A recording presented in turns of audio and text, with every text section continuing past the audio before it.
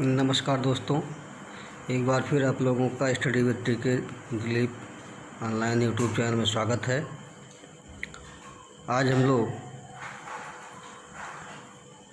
राष्ट्रीय साक्षरता मिशन या संपूर्ण साक्षरता अभियान के बारे में अध्ययन करेंगे,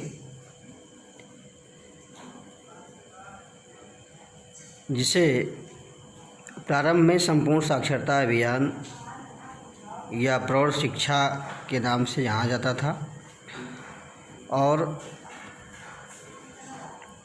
इसका अंग्रेजी रूपांतरण है TLC, टोटल लिटरेसी कैंपेन,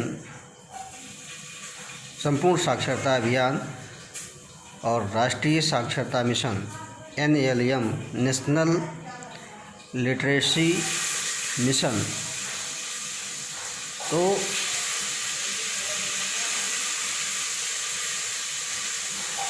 साक्षर भारत, शिक्षित भारत के इस बृहद व्यापक अभियान और योजनाओं के क्रम में यह भी एक कार्यक्रम चलाया गया, अभियान चलाया गया सन 1988 में। और यह ऐसे व्यक्तियों के लिए था जो औपचारिक शिक्षा से कहीं न कहीं वंचित हो गए थे या औपचारिक शिक्षा की उम्र सीमा वो क्रॉस कर चुके थे, या जिसको हम कह सकते हैं स्कूली शिक्षा की सीमा वो पार कर चुके थे। ऐसे व्यक्तियों के लिए जिनकी उम्र 15 साल से ऊपर हो, उन्हें साक्षर बनाने का कार्य किया गया। और साक्षर ही बनाने का कार्य नहीं किया गया, बल्कि उन्हें आधारभूत शिक्षा कौशल विकास की ओर उन्मुख किया गया। और यह भी कह सकते हैं कि अगर किसी व्यक्ति को किसी ज्ञान की आवश्यकता है या उस ज्ञान का अनुभव आवश्यकता के रूप में वो कर रहे हैं, तो उन्हें जीवन उपयोगी शिक्षा प्रदान करके समाज के उन्नति में सहायक बनाने के लिए तत्पर किया जाए और इसी कार्यक्रम के द्वारा उन्हें साक्षर बनाया जाए। इस प्रकार हम ये कह सकते हैं कि राष्ट्रीय साक्षरता मिशन और संपूर्ण साक्षरता अभियान कहीं न कहीं एक सामाजिक समरसता या राष्ट्रीय एकता की संकल्पना को साकार करने के लिए किया गया। और अगर हम इसको देखते हैं, इसकी शुरुआत 5 मई 1988 को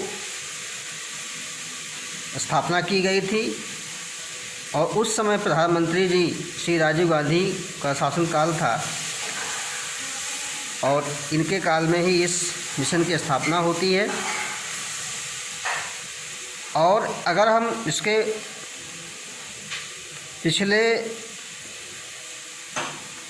इतिहास में जाएं तो देखते हैं कि भारत में प्रौढ़ शिक्षा को बढ़ावा देने के लिए या संपूर्ण साक्षरता अभियान को बढ़ावा देने के लिए स्वतंत्रता के पहले और स्वतंत्रता के बाद दोनों परिस्थितियों में कुछ न कुछ किया गया। तो इसको पहले हम चर्चा कर लेते हैं मोटा रूप में कि आज़ादी के पहले अगर हमको देखने को कहा जाए तो सबसे पहले बड़ौदा में एक सार्वजनिक पुस्तकालय की स्थापना की गई, जैसा आप लोग देख रहे हैं। और उसके बाद मैसूर में ग्रामीण प्रौढ़ों के लिए रात्रि पाठशालाएं प्रारंभ की गईं। तो कहीं न कहीं साक्षरता अभियान का जो कार्यक्रम था वह आज़ादी के पहले ही शुरू हो गई थी, जो रात्रि पाठशालाओं के रूप में, पुस्तकालयों के रूप में शुरू कर दी गई थी। और इसके बाद हम देख रहे हैं कि 1919 में निरक्षरता निवारण आंदोलन भी प्रारंभ किया गया और इसके बाद 1939 में केंद्रीय सरकार द्वारा एक वयस्क शिक्षा समिति की स्थापना की जाती है, जिसके अध्यक्ष डॉक्टर सैयद महमूद जी थे।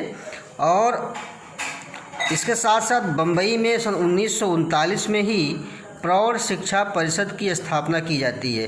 तो ये लगातार सिलसिला चलता रहा प्रौढ़ शिक्षा को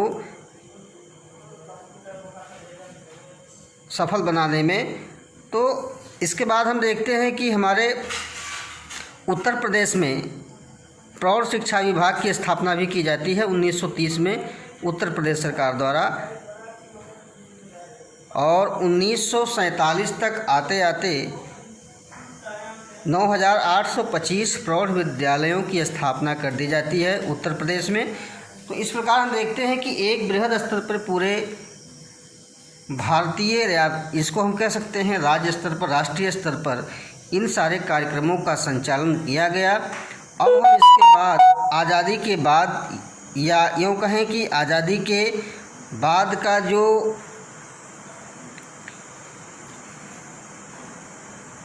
साक्षरता अभियान था उनमें क्या क्या बातें हैं, तो हम देखते हैं कि सन 1949 में शिक्षा सलाहकार बोर्ड का एक अधिवेशन होता है, और उस अधिवेशन में शिक्षा मंत्री अबुल कलाम आज़ाद ने प्रौढ़ शिक्षा के बारे में कुछ कहा, और यह कहा कि केवल साक्षर बनाने के लिए ही प्रौढ़ शिक्षा ना दी जाए, बल्कि प्रत्येक नागरिक को जनतंत्रीय सामाजिक व्यवस्था में भाग लेने के लिए तैयार किया जाए।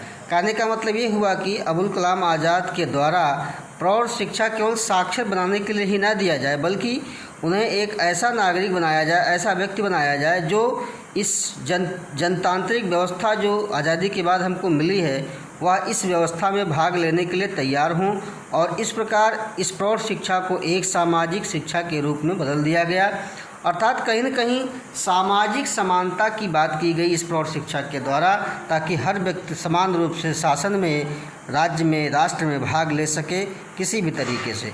तो इस प्रकार हम देख रहे हैं कि 49 के अधिवेशन में कलाम ने ये बातें कहीं। इसके बाद हम देखते हैं कि कोठारी आयोग स्थापित हुआ था, जो कहीं न कहीं कार्य उन्मुख या व्यावसायिक शिक्षा को लेकर के बहुत महत्व देता है।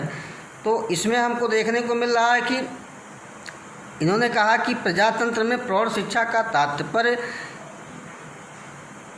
यह है कि प्रत्येक प्रौढ़ नागरिक को इस प्रकार शिक्षा प्राप्त करने का अवसर देना है जिससे वह वैयक्तिक व व्यावसायिक उन्नत करके उन्हें सामाजिक व राजनीतिक जीवन में सक्रिय भाग लेने के लिए तैयार किया जाए।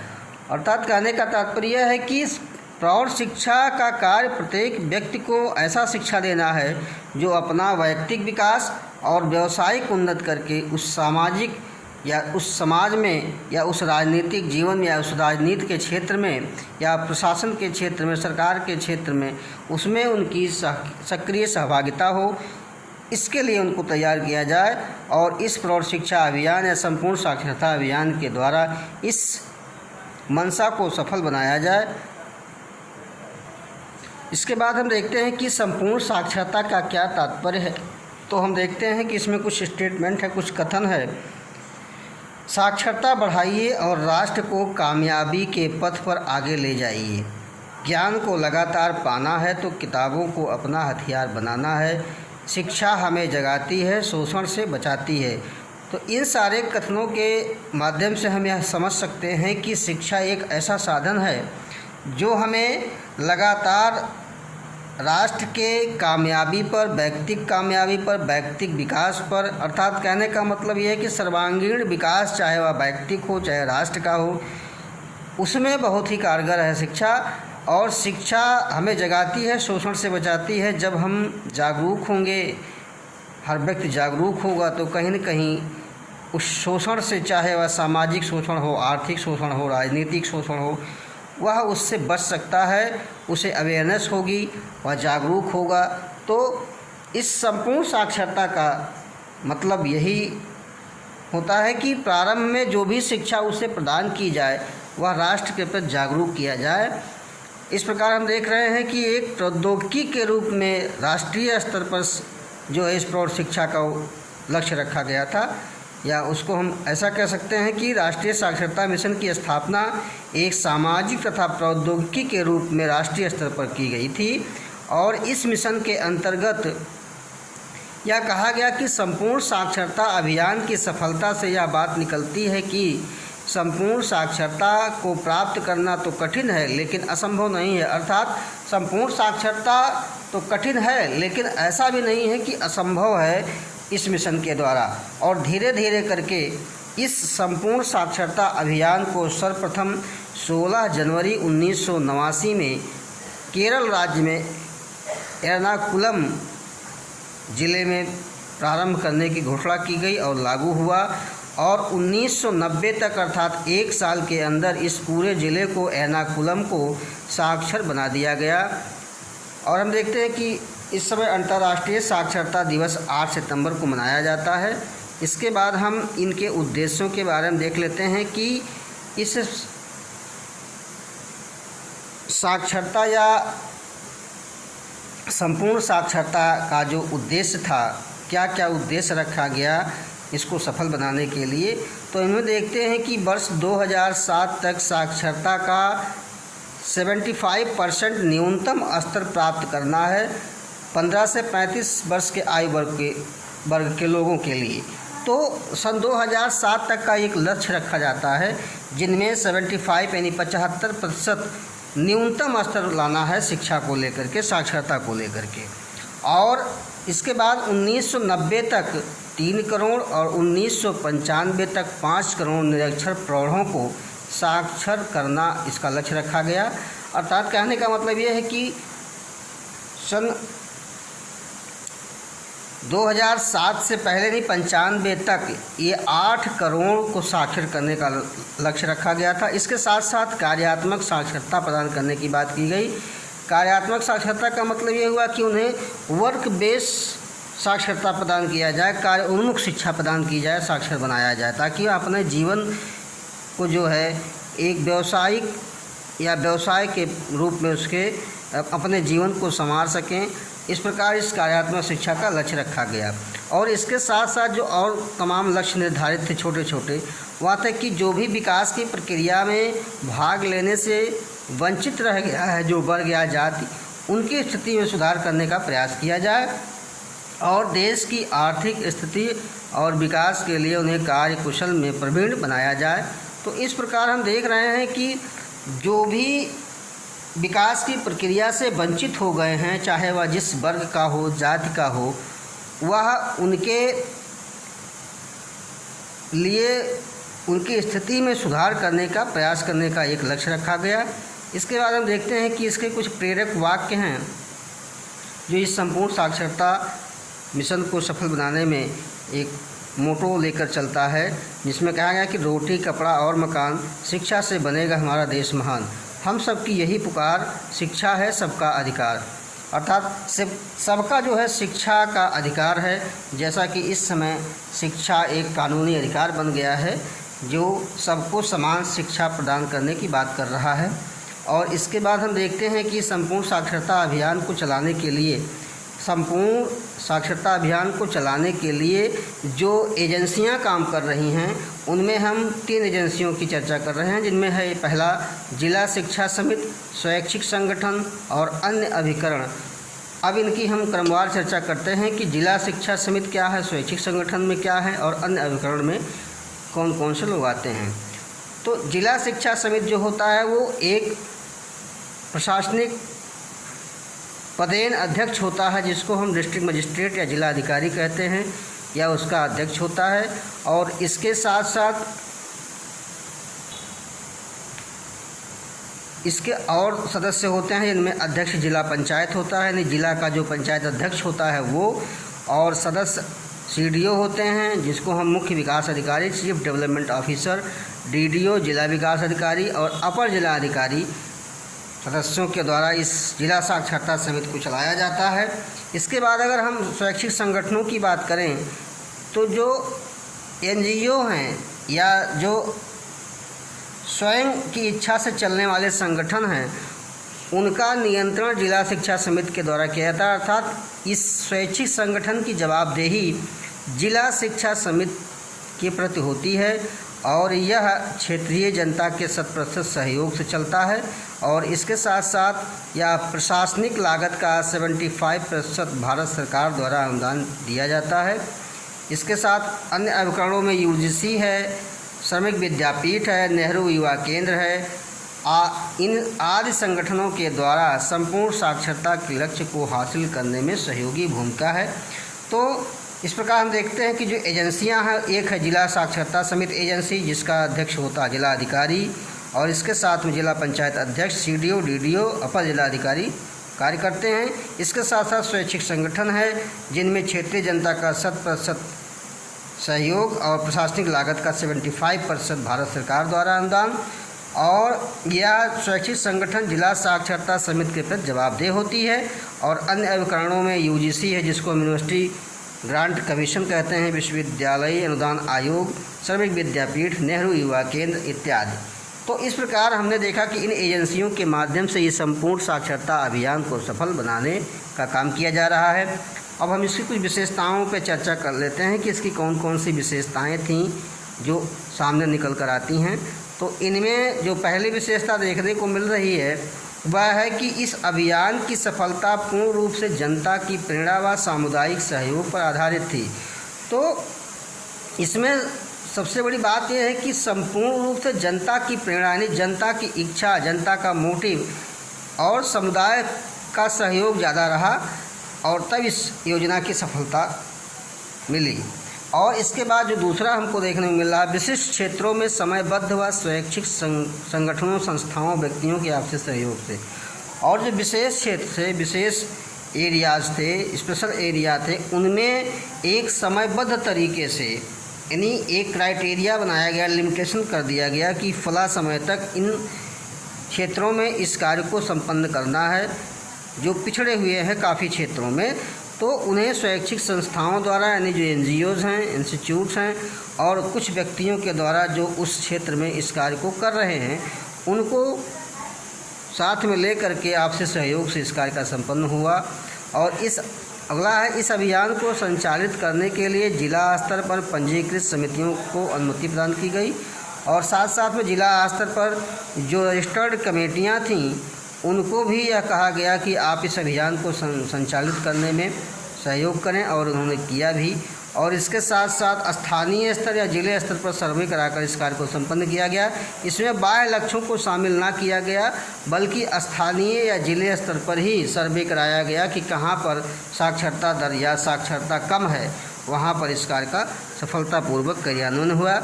इसके बाद हम देखते हैं कि इसकी कुछ उपलब्धियाँ हैं, जो हम देखते हैं कि क्या क्या उपलब्धियां इसमें मिल रही हैं।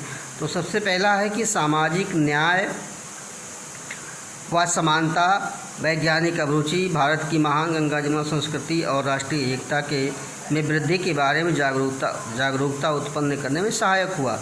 तो सामाजिक न्याय, समानता, वैज्ञानिक अभिरुचि, राष्ट्रीय एकता, जागरूकता जैसी बातें, अर्थात इस संपूर्ण साक्षरता अभियान के द्वारा समाज में एक न्यायिक स्थापना, समाज में समानता की बात, उनमें कार्योन्मुख या कार्य बेस, वर्क बेस कार्य करा करके उनमें वैज्ञानिकता या सृजनात्मकता की अभिरुचि पैदा करना, और इसके साथ साथ जो भारत की महान वसुधैव कुटुम्बकम गंगा जमुना संस्कृति की राष्ट्रीय एकता की भावना है, उनमें वृद्धि करने में, जागरूकता उत्पन्न करने में यह अभियान सहायक हुआ। और इसके साथ अगर हम साक्षरता दर में अभूतपूर्व वृद्धि की बात करें या साक्षरता दर कितनी बढ़ी, तो हम देखते हैं कि सन 1991 में, या अगर हम आज़ादी की बात कहें तो आज़ादी के समय हमारे देश की साक्षरता दर लगभग 12-15% ही थी, और धीरे धीरे करके वह क्रमवार बढ़ती ही गई। और इसके साथ साथ अगर हम देखें 1991 में साक्षरता दर लगभग 52.21% थी, जो आगे बढ़कर 2001 में 65.38% हो जाती है। तो यह कहीं न कहीं संपूर्ण साक्षरता अभियान की अभूतपूर्व वृद्धि का ही परिणाम है।